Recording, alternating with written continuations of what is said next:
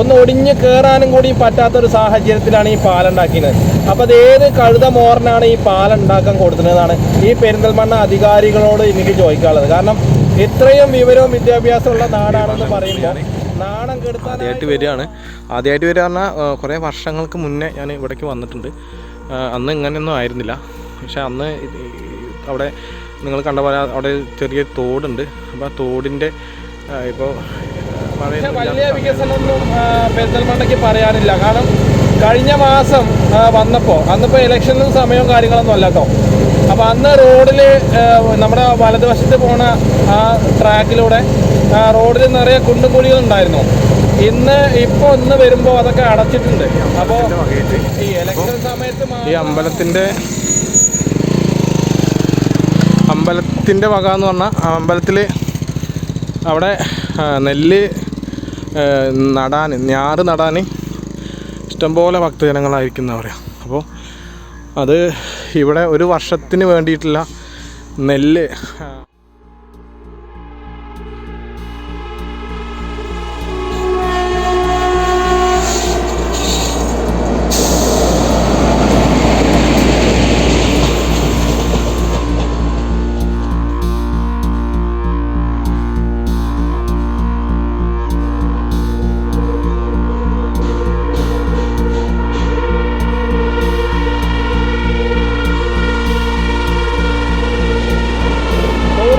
നമസ്കാരം. നമ്മളിപ്പോൾ ഉള്ളതേ നമ്മുടെ സ്വന്തം പെരിന്തൽമണ്ണ സിറ്റിയിലാണ്. അപ്പോൾ നഗരത്തിൻ്റെ തിരക്കുകളിലേക്ക് നമ്മൾ പോവാണ്. മണ്ണാർക്കാടിൻ്റെ മണ്ണാർക്കാടിലാണോ തിരക്ക്, പെരിന്തൽമണ്ണയിലാണോ തിരക്ക് എന്ന് നമുക്ക് നോക്കാം. ഇപ്പോൾ രാവിലെ സമയം 9 മണി ആയിട്ടുള്ളൂ.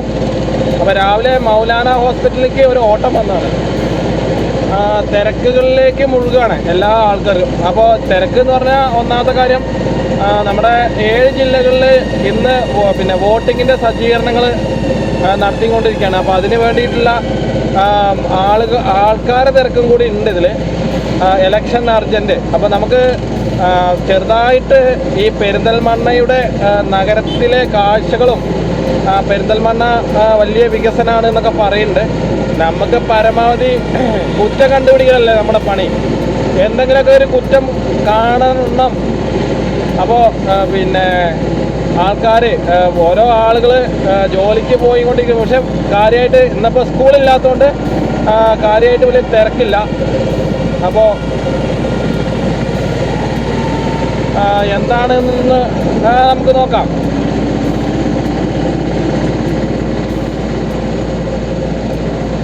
ഇവിടെ ഏത് സമയവും അങ്ങോട്ടും ഇങ്ങോട്ടും ബ്ലോക്കും കാര്യങ്ങളൊക്കെ തന്നെയാവും. എന്നാലും നമുക്ക് ഭാഗ്യമുണ്ടെന്ന് പറയാം. അപ്പോൾ ഞാൻ 2 പ്രാവശ്യം ഇതിക്കടെ കറങ്ങി.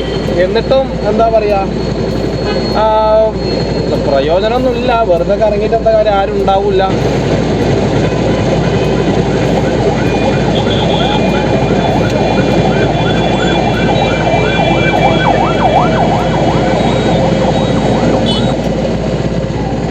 ഇവിടെ ഈ നഗരത്തിൽ ശരിക്കും വൃത്തിയാക്കാൻ ആൾക്കാരില്ല തോന്നുന്നുണ്ട്. ശരിക്കും മണ്ണാർക്കാടൊക്കെ രാവിലെ 9 മണിയാകുമ്പോഴത്തേനും മണ്ണാർക്കാടിൻ്റെ നഗരങ്ങൾ അത്യാവശ്യം ആശുപത്രിപ്പടി തൊട്ടിട്ട് എല്ലാ ഭാഗങ്ങളും വൃത്തിയാക്കാൻ അവിടെ മുനിസിപ്പാലിറ്റിയുടെ ആൾക്കാരുണ്ട്. ഇവിടെ ഒന്നും കാണാനില്ല. പക്ഷെ വൃത്തിയാക്കിയിട്ടില്ല.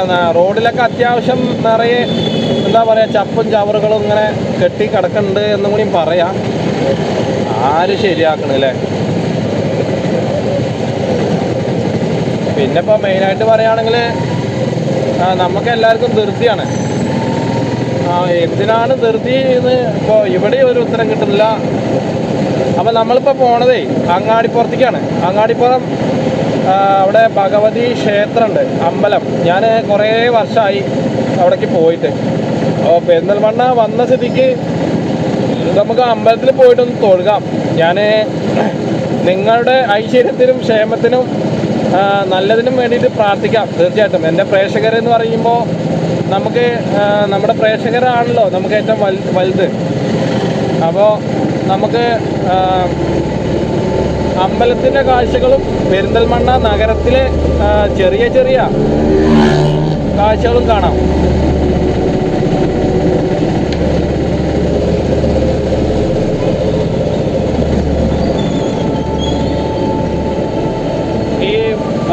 റോഡിൽ പ്രധാനമായിട്ടും ശ്രദ്ധിക്കേണ്ടത് ഇതേപോലുള്ള വലിയ വാഹനങ്ങളാണ്, ലോറി. അത് ശരിക്കും ആ വാഹനം പോകുന്നത് സ്പീഡ് ട്രാക്കിനാണ്. അപ്പോൾ നമുക്ക് ഒന്നാമത്തെ കാര്യം, ഈ ചെറിയ വാഹനങ്ങളൊക്കെ നല്ല സ്പീഡിലായിരിക്കും വരിക, കാറ്, ബൈക്ക്, ഇതൊക്കെ. അപ്പോൾ സ്പീഡ് ട്രാക്ക് എന്ന് പറഞ്ഞാൽ ഈ സൈഡാണ്. അപ്പോൾ ലോറിക്ക് എപ്പോൾ നോക്കിയാലും ലോറി പോണത് സ്പീഡ് ട്രാക്കിനാണ്. അതിപ്പോൾ കേരളത്തിൽ നിന്നല്ല, ഒട്ടുമിക്ക സംസ്ഥാനത്തിലെ ഹൈവേകളിലും കാണാൻ പറ്റുന്ന ഒരു കാഴ്ച തന്നെയാണ് അത്. ഹൈവേക്കൂടെ പോകുമ്പോൾ അവർ നമുക്ക് ശരിക്കും കുറച്ചും കൂടി ഇടത്ത് ചേർന്നിട്ട് പോകണം. പക്ഷേ ചില സമയത്ത് ഇപ്പോൾ കാര്യമായിട്ട് രാവിലെ തിരക്കും കാര്യങ്ങളൊന്നുമില്ല. അപ്പോൾ ഇവിടെ ഒരു റൗണ്ട് അപ്പ് വന്നിട്ടുണ്ട്. അപ്പോൾ ഇവിടെ പണിയും കാര്യങ്ങളൊക്കെ കഴിഞ്ഞെന്നു തോന്നുന്നുണ്ട്. പക്ഷെ വലിയ വികസനമൊന്നും പെരിന്തൽമണ്ണയ്ക്ക് പറയാനില്ല. കാരണം കഴിഞ്ഞ മാസം അന്നിപ്പോൾ ഇലക്ഷനും സമയവും കാര്യങ്ങളൊന്നും അല്ല കേട്ടോ. അപ്പോൾ അന്ന് റോഡിൽ നമ്മുടെ വലതുവശത്ത് പോണ ആ ട്രാക്കിലൂടെ റോഡിൽ നിറയെ കുണ്ടും കുഴികളുണ്ടായിരുന്നു. ഇന്ന് വരുമ്പോൾ അതൊക്കെ അടച്ചിട്ടുണ്ട്. അപ്പോൾ ഈ ഇലക്ഷൻ സമയത്ത് മാത്രമാണോ റോഡിൻ്റെ കുഴികൾ അടയ്ക്കാൻ പറ്റുന്ന ഒരു സാഹചര്യം? അപ്പോൾ നിങ്ങൾക്ക് പോണ കാഴ്ചയിൽ തന്നെ കാണാം, പിന്നെ റോഡിൽ നിറയെ കുഴികൾ അവിടെ ഇവിടെയൊക്കെ ഉണ്ട്. അപ്പോൾ ഈ പെരിന്തൽമണ്ണ നഗരത്തിലെ അധികാരികൾ ഒരുപാട് കാര്യങ്ങൾ ശ്രദ്ധിക്കാണ്ട്. ഒരു നഗരം എങ്ങനെ വികസിപ്പിക്കണം എന്നുള്ളത് മലയാളികളായ അധികാരികൾക്ക് അറിയില്ല. അതാണ് ശരിക്കും സത്യമായ കാര്യം. അത് ഒന്നെങ്കിൽ നിങ്ങൾ വേറെ സംസ്ഥാനങ്ങളെ അല്ലെങ്കിൽ വേറെ ആൾക്കാരെ ഏൽപ്പിച്ചു കഴിഞ്ഞാൽ ഈ നഗരം ക്ലീനായിട്ട് മുന്നോട്ട് കൊണ്ടുപോകാൻ കഴിയും. ഇതിപ്പോൾ അധികാരികളുടെ വീടും കുടുംബവും ആ പരിസരങ്ങളും മാത്രമാണ് നല്ല വൃത്തിയുള്ളത്. പക്ഷേ നമ്മുടെ നഗരം വൃത്തിയില്ല. എല്ലാവരും പറയും നല്ല വൃത്തിയുണ്ട് എന്ന്. എന്ത് വൃത്തിയാണല്ലോ, ഒരു വൃത്തിയില്ല. അപ്പോൾ ഇലക്ഷൻ്റെ ഒരു സമയമുണ്ട്. പിന്നെ ഒന്നാമത് ഈ അങ്ങാടിപ്പുറം പാലം എന്ന് പറഞ്ഞത് ഭയങ്കര ബ്ലോക്കാണ്. കാരണം ഒരു വലിയ വണ്ടി വന്നു കഴിഞ്ഞാൽ അപ്പോൾ അവിടുന്ന് 2 ബസ് ഇവിടുന്ന് ഇത്രയും നിറങ്ങിയിട്ടാണ് വാഹനങ്ങൾ പോണത്. അപ്പോൾ ഇത് ചെറിയൊരു പാലാണ്. അപ്പോൾ ഈ പാലം നാഷണൽ ഹൈവേയിൽ വേണ്ട ഒരു പാലത്തിൻ്റെ വീതിയാണോ ഇത്? അപ്പോൾ നിങ്ങൾക്ക് തന്നെ കണ്ടറിയാം. അതുമാത്രമല്ല, ഈ പാലത്തിൻ്റെ ഒരു സൈഡൊക്കെ കണ്ടാൽ നിങ്ങൾ അന്തം വിടും. കാരണം ഇതിലൂടെ വിശ്വസിച്ചിട്ട് എങ്ങനെ വാഹനങ്ങൾ പോകും ഏത് സമയവും? കാരണം എന്താ വെച്ച് കഴിഞ്ഞാൽ ബ്ലോക്കിലൂടെ ആണ് വാഹനങ്ങൾ പോകുന്നത്. അത് നെങ്ങി നിരങ്ങിയിട്ട്. അപ്പോൾ ഇത്രയും വിവരം കെട്ട ആൾക്കാരാണ് ഇവിടെ ഈ നഗരസഭ ഭരിക്കുന്നത്. കാരണം ഈ നഗരസഭ ഒപ്പിട്ട് കൊടുത്താൽ മാത്രമല്ലേ ഈ പാലം എന്നുള്ളൊരു സംഭവം നമുക്ക് വരുള്ളൂ. ഒക്കെ ബൈക്കുകളൊക്കെ കഷ്ടപ്പെട്ട് പോകുന്നുണ്ട്. അതുമാത്രമല്ല, നമ്മുടെ അധികാരികൾക്ക് ചിന്താശേഷി തീരല്ല. ഒരു നാടിനെ എങ്ങനെ നല്ല രീതിയിൽ മുന്നോട്ട് കൊണ്ടുപോകണം എന്നൊന്നും ഇവിടെയുള്ള അധികാരികൾക്ക് വിവരം വെച്ചിട്ടില്ല ഒരിക്കലും. അതിപ്പോൾ ഇനി വിവരം വെക്കില്ല. അപ്പോൾ ഈ പാലം പൊട്ടിച്ചാടെന്ന് പറയല്ല കേട്ടോ. കാരണം വാഹനങ്ങൾ പോയിക്കൊണ്ടിരിക്കുകയാണെങ്കിൽ ഈ പാലത്തിന് അത്ര വെയിറ്റ് വരാനുള്ള ചാൻസ് ഉണ്ടാവില്ല. കാരണം പിന്നെ ഈ വാഹനങ്ങൾ ഇപ്പം ഇത്ര നേരം നിങ്ങൾ കണ്ടിട്ടുണ്ടാവും, മെല്ലെ അരിച്ചരിച്ചിട്ടാണ് പോണത്. അപ്പോൾ ഈ നിൽക്കുന്ന സമയം കൂടി അതിൽ വെയിറ്റ് വരികയാണ്. അതിപ്പോൾ ശരിക്കും പാലത്തിൽ നിർത്താൻ പാടില്ല എന്നൊരു നിയമം കൂടി ഉണ്ട്. ഇപ്പം നമ്മൾ നിന്നിട്ടാണ് സംസാരിക്കുന്നത്. അപ്പോൾ നിങ്ങളത് ചിന്തിക്കണം. പാലത്തിൻ്റെ ബലത്തെ പരീക്ഷിക്കുകയാണ്. അപ്പോൾ എത്ര വീതി ഉണ്ട് ചോദിച്ചു കഴിഞ്ഞാൽ ഒരു വലിയ ഒരു ബസ്സും 2 ബസ് വന്നാൽ തന്നെ അതിൻ്റെ കാര്യം ഏകദേശം തീരുമാനമായി. കാരണം പിന്നെ വലിയ രീതിയിൽ 2 വാഹനങ്ങൾക്ക് അല്ലെങ്കിൽ പകുതി കഷ്ടിച്ച് പോകാനുള്ളൊരു പാലം തന്നെയാണ് ഈ അങ്ങാടിപ്പുറം പാലം. വെറുതെ അല്ല, ഇതൊക്കെ ഇവിടുത്തെ ആളുകൾ മനഃപൂർവ്വം ഉണ്ടാക്കിയിരിക്കുകയാണ്. അതായത് അവർ ചിലപ്പോൾ പോകുന്നുണ്ടായിരിക്കാം, പക്ഷേ അവർ പോകുക എന്ന് പറഞ്ഞു കഴിഞ്ഞാൽ അവർക്ക് അതിൻ്റേതായൊരു സെക്യൂരിറ്റിയും കാര്യങ്ങളുണ്ട്. ഇതങ്ങനെയല്ലല്ലോ. സാധാരണ ജനങ്ങൾ ജോലിക്ക് പോകുന്ന ആൾക്കാരുണ്ടാവും, ജോലി കഴിഞ്ഞിട്ട് പോകുന്ന ആൾക്കാരുണ്ടാവും, എന്തെങ്കിലും രീതിയിൽ അസുഖം പിടിച്ചിട്ട് ആശുപത്രിയിൽ പോകുന്ന ആൾക്കാരുണ്ടാവും. പക്ഷേ ഇതൊന്നും ഇവിടുത്തെ അധികാരികൾക്ക് ചോദിക്കുന്ന അധികാരം എന്താ പറയുക ഇല്ല. വിവരമല്ല വിദ്യാഭ്യാസം അല്ലാത്തവരെ. ഇപ്പോൾ നമ്മൾ പറയേണ്ട ആവശ്യം പാലത്തിൻ്റെ താഴെ എത്താറായി. അപ്പോൾ ഒരു ആംബുലൻസ് അവിടുന്ന് കടന്നു വരുന്നുണ്ട്. അപ്പോൾ ഈ ആംബുലൻസിൽ പോകാനുള്ള ഒരു ഗ്യാപ്പും കൂടി ഇവിടെ അല്ല. എത്ര വലിയ വാഹനങ്ങളാണെങ്കിലും അപ്പോൾ നിങ്ങൾ ചിന്തിച്ച് നോക്കണം, ഈ അധികാരികൾ ഈ ജനങ്ങളെ കൊല്ലുകയാണ് എന്നുള്ളത്. ഒരു ആംബുലൻസ് രോഗിയുമായിട്ട് പോകുന്ന ഒരു ആംബുലൻസിൽ പോലും വഴി കൊടുക്കാൻ ഇവിടെ ഗ്യാപ്പില്ല എന്ന് പറയുമ്പോൾ ഇത് റോഡിൽ കിടത്തിയിട്ട് പിന്നെ ഒരു ദിവസം മുഴുവനായിട്ടും വെയിൽ കൊള്ളിക്കണം. അത് ഞാൻ വേദനയും കൊണ്ട് പറയുന്നല്ല. കാരണം ഒരു പാലം പണിയെടുക്കുമ്പോൾ അതിൻ്റേതായ അന്തസ്സിൽ പണിയെടുക്കണം. ഒരു വാഹനം അപ്പോൾ നിങ്ങൾ അവിടുന്ന് ഒരു വാഹനം ഇങ്ങോട്ട് കയറി വരുന്നത് കണ്ടിട്ടുണ്ടാവും. ആ വാഹനം ഒടിയാനേ, അത് നീളം കുറഞ്ഞതോ നീളം കൂടിയതോ ആയിക്കോട്ടെ, ഒന്ന് ഒടിഞ്ഞ് കയറാനും കൂടി പറ്റാത്തൊരു സാഹചര്യത്തിലാണ് ഈ പാലം ഉണ്ടാക്കിയത്.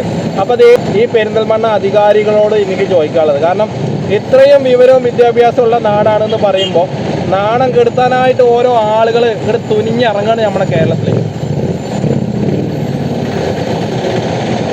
ഇവിടെ ഇത്രയൊന്നും ബ്ലോക്കിൻ്റെ ഒരു ആവശ്യവും കാണുന്നില്ല. എന്തൊരു കഷ്ടമാണല്ലേ. ഇതിപ്പോൾ ഞാൻ പെരിന്തൽമണ്ണയ്ക്ക് വന്നതാണ് കുഴപ്പം നിങ്ങൾ ചിന്തിക്കരുത്. ഓരോ സ്ഥലത്ത് പോകുമ്പോഴും അതിൻ്റേതായ ഒരു എന്താ പറയുക ഒരു പ്രശ്നങ്ങളും ഒരുപാട് ഇതുണ്ട്. അപ്പോൾ നമ്മളിപ്പോൾ അങ്ങാടിപ്പുറം എന്ന് പറഞ്ഞ സ്ഥലത്തെത്തി. ഇനി ഇവിടെ അമ്പലത്തിലൊന്ന് കയറിയിട്ട് നന്നായിട്ട് ഈ പെരിന്തൽമണ്ണ നഗരത്തിലെ അധികാരികൾക്ക് ബുദ്ധി വരാൻ വേണ്ടിയിട്ട് ഞാനൊന്ന് പ്രാർത്ഥിക്കും. പ്രാർത്ഥന ഫലിക്കുകയാണെങ്കിൽ നമുക്ക് വലിയ കാര്യം. ഒന്നാമത് ഇവിടെ നിരവധി പിന്നെ വാഹനങ്ങൾ പാർക്ക് ചെയ്യാനുള്ള ഒരു സംവിധാനം കൂടി ഉണ്ടാക്കണം. അതെന്താ വെച്ച് കഴിഞ്ഞാൽ അതിൻ്റെ ആവശ്യം ആർക്കുമില്ലേ. കാരണം ഇവർക്ക് പിന്നെ ഈ മുനിസിപ്പാലിറ്റിയിലെ അധികാരികൾക്ക് ടാക്സ് ഇഷ്ടംപോലെ കിട്ടുന്നുണ്ട് നഗരത്തിൻ്റെ വകയായിട്ട്. അപ്പോൾ അവർക്ക് അത് തിന്ന് കൊടുത്ത് നടന്നാൽ മതി. ഇതിപ്പോൾ ഏത് ആൾക്കാരാണോ എന്ന് ഞാൻ പറയുന്നില്ല. പക്ഷെ അവർക്കിങ്ങനെ നാട്ടുകാരെ പൈസ, ഇവിടുത്തെ ജനങ്ങൾ, ഇവിടുത്തെ എന്നല്ല മൊത്തത്തിൽ നമ്മുടെ കേരളത്തിലെ ജനങ്ങൾ മൊത്തം വായിൽ പണം തിരികിയിരിക്കുകയാണ്. അവർ ഈ പണം വായിന്ന് എപ്പോഴാണ് എടുക്കുക വെച്ച് കഴിഞ്ഞാൽ റോഡിൽ ഇവർ ഇതേപോലെ തെമ്മാടിത്തരമായി ആഭാസമായിട്ട് യാത്ര ചെയ്യുമ്പോൾ എങ്ങനെ ഇതേമാതിരി വണ്ടികൾ വന്നിട്ട് തട്ടുമ്പോൾ അവരെ വായിന്ന് അപ്പോൾ പണം എടുക്കും. അപ്പോൾ പിന്നെ അവിടുത്തെ അധികാരം ഉണരും. എന്തൊരു കഷ്ടമല്ലേ ഓണങ്ങൾ.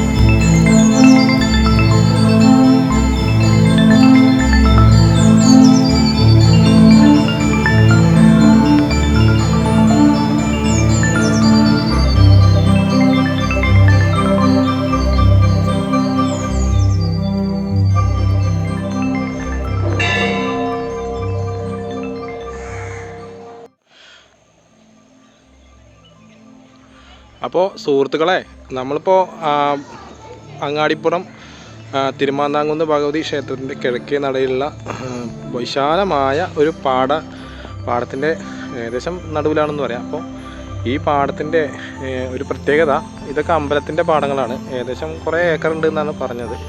അപ്പോൾ ഈ പാടത്തിൻ്റെ പ്രത്യേകത എന്താ വെച്ച് കഴിഞ്ഞാൽ ഇവിടെ ഇത് ഇപ്പോൾ നെല്ലൊക്കെ ഞാറ് നട്ട് നെല്ല് അത്യാവശ്യം വിളവിനുള്ള സമയമായിട്ടുണ്ട്.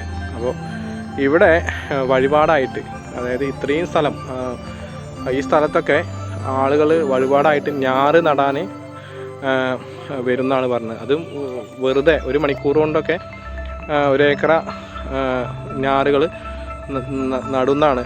ക്ഷേത്രത്തിന് വേണ്ടിയിട്ട് വഴിപാടായിട്ട് ചെയ്യുന്നതാണ്. അപ്പം 1 വർഷത്തേക്കുള്ള ധാന്യങ്ങളും എല്ലാ കാര്യങ്ങളും അവിടെ ഭഗവതിയുടെ മുന്നിൽ എത്തും എന്നാണ് പറഞ്ഞത്. ഭയങ്കര ശക്തിയുള്ള അമ്പലമാണ് തിരുമാന്താംകുന്ന്. അപ്പോൾ ഞാൻ ആദ്യമായിട്ട് വരികയാണ്. ആദ്യമായിട്ട് വരിക പറഞ്ഞാൽ കുറേ വർഷങ്ങൾക്ക് മുന്നേ ഞാൻ ഇവിടേക്ക് വന്നിട്ടുണ്ട്. അന്ന് ഇങ്ങനെയൊന്നും ആയിരുന്നില്ല. പക്ഷേ അന്ന് അവിടെ നിങ്ങൾ കണ്ട പോലെ അവിടെ ചെറിയ തോടുണ്ട്. അപ്പോൾ ആ തോടിൻ്റെ ഇപ്പോൾ മഴയൊന്നും ഇല്ലാത്ത സമയമായതുകൊണ്ട് വെള്ളത്തിൻ്റെ ഒരു കമ്മിയും കൂടി ഉണ്ട്. എന്നാലും നല്ല അടിപൊളി, കാണാൻ നല്ലൊരു ഭംഗിയുള്ളൊരു സ്ഥലം കൂടിയാണ് ഇവിടെ. അപ്പോൾ ബാക്കിയുള്ള കാഴ്ചകളും കൂടി ഞാൻ കാണിച്ചു തരാം. അപ്പോൾ ശരിക്കും പറയുകയാണെങ്കിൽ എന്താ ഇവിടെ നിരവധി ആളുകൾ ഫോട്ടോ എടുക്കാനും വെറുതെ സമയം സ്പെൻഡ് ചെയ്യാനായിട്ടൊക്കെ നിരവധി ആളുകൾ വന്നിട്ടുണ്ട്. അപ്പോൾ ഇവിടെ ഒരു പോസ്റ്റുമ കാണും, നാടിൻ്റെ വികസന തുടർച്ചയ്ക്ക് അങ്ങാടിപ്പുറം ഗ്രാമപഞ്ചായത്ത് 9-ാം വാർഡ് BJP സ്ഥാനാർത്ഥി രമ്യ സുരേഷ് ആലങ്ങാടിനെ എന്തായാലും വിജയിപ്പിക്കുക. ചിലപ്പോൾ നാടിൻ്റെ നന്മയ്ക്കായിട്ടാണെങ്കിലോ ഇവർ ഇനി വരുന്നത്. അപ്പോൾ നമുക്ക് കാഴ്ചകളൊക്കെ കാണാം. അപ്പോൾ ഇവിടെ വന്നിട്ടുള്ളത് കൂടുതൽ നിരവധി കമിതാക്കളാണ്. പ്രണയിക്കാനായിരിക്കാം, അല്ലെങ്കിൽ സമയം വേറെ എന്തെങ്കിലും രീതിയിൽ കളയാനായിരിക്കാം, പിന്നെ ഫോട്ടോ എടുക്കാനായിട്ട് കുറേ ആളുകൾ ഒക്കെ അവിടെ ഉണ്ട്. അപ്പോൾ അവരൊക്കെ എന്താ വെച്ച് കഴിഞ്ഞാൽ ഒരു എൻ്റർടൈൻമെൻറ്റ്, ഒരു ചില മേലാറ്റൂർ, പാണ്ടിക്കാട്, മണ്ണാർക്കാട് നിന്ന് ഞാൻ മാത്രമേ ഉള്ളൂ തോന്നുന്നുണ്ട്. എന്തായാലും വെറുതെ ഒരു സമയത്തിൻ്റെ ഒരു ഇതും കൂടി ഉണ്ട് എന്നും കൂടി പറയാം. എന്തായാലും നമുക്ക് കൂടുതൽ കാഴ്ചകളിലേക്ക് പോവാം. അമ്പലത്തിൻ്റെ ഞാൻ പോയി തൊഴുതു, എന്നിട്ടാണ് ഇപ്പോൾ ഇങ്ങോട്ട് ഇറങ്ങുന്നത്. ഒരു ഹായ് പറയോ?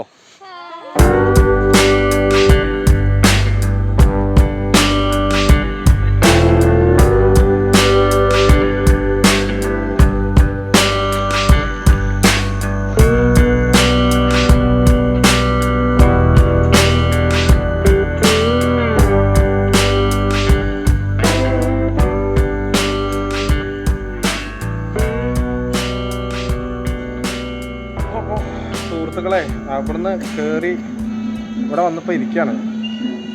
ഏകദേശം ആ കയറ്റം കയറിയപ്പോഴേ ചടച്ചു പറഞ്ഞു കഴിഞ്ഞാൽ മടുത്തു.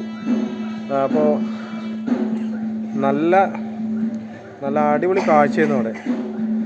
അപ്പോൾ അവിടെ ഇഷ്ടംപോലെ ആൾക്കാർ ഇങ്ങനെ വന്ന് തുടങ്ങണു. പിന്നെ അവിടെ പഴയ ഒരു പാലമുണ്ട്. ആ പാലത്തിൻ്റെ കല്ലുകൾ കണ്ടാൽ തന്നെ എനിക്ക് ഏകദേശം മനസ്സിലാവും എത്രത്തോളം വർഷം പഴക്കമുണ്ട് എന്നുള്ളത്. അപ്പോൾ നമുക്ക് ഇനിയും കാഴ്ചകൾ കാണാനുണ്ട്. ഇപ്പോൾ ഏകദേശം 10:30 മണി കഴിഞ്ഞു. രാവിലെ 9 മണിക്ക് വന്നാണ് പെരിന്തൽമണ്ണയ്ക്ക്. അപ്പോൾ നമുക്ക് ഏകദേശം ഇവിടുത്തെ പ്രാർത്ഥനയും കാര്യങ്ങളൊക്കെ കഴിഞ്ഞു. പെരിന്തൽമണ്ണയത്തെ നഗരവാസികൾക്ക് വേണ്ടിയിട്ടും പെരിന്തൽമണ്ണയത്തെ അധികാരികൾക്ക് വേണ്ടിയിട്ടും ഞാൻ നല്ലോണം പ്രാർത്ഥിച്ചിട്ടുണ്ട്. അപ്പോൾ എന്തായാലും നമുക്ക് പോണ വഴിയിൽ കാണാം. പക്ഷെ ഭയങ്കര കിതപ്പാട്ടോ.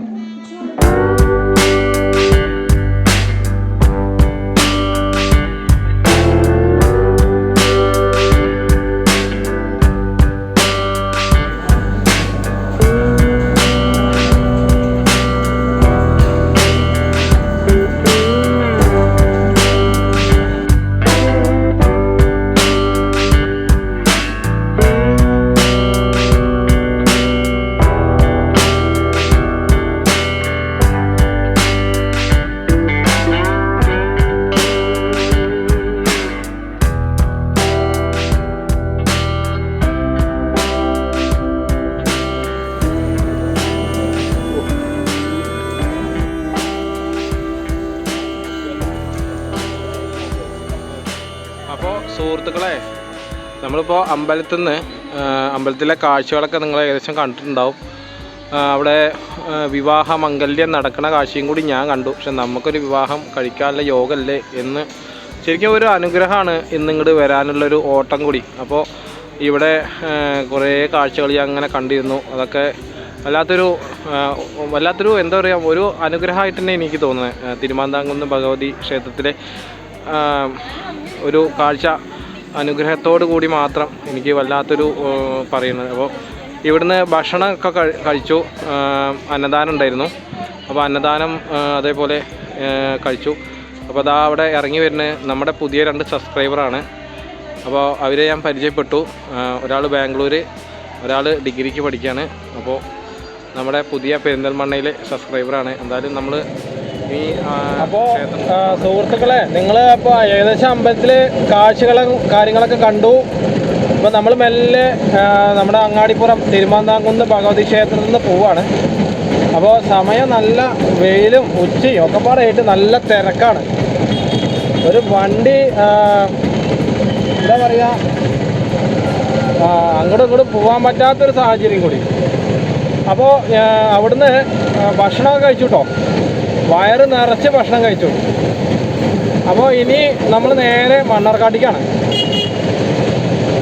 അപ്പോൾ ഇനി പോണ വഴിയിൽ നമുക്ക് ഓരോ കാര്യങ്ങളൊക്കെ ഇങ്ങനെ വർത്തമാനം പറഞ്ഞ് പോവാം. അപ്പോൾ ഇവിടെ പാലത്തിൻ്റെ അവിടെ നല്ല ബ്ലോക്കാണെന്ന് ഞാൻ ആദ്യം പറഞ്ഞു, വരുമ്പോൾ തന്നെ നിങ്ങൾ കണ്ടിട്ടുണ്ടാവും.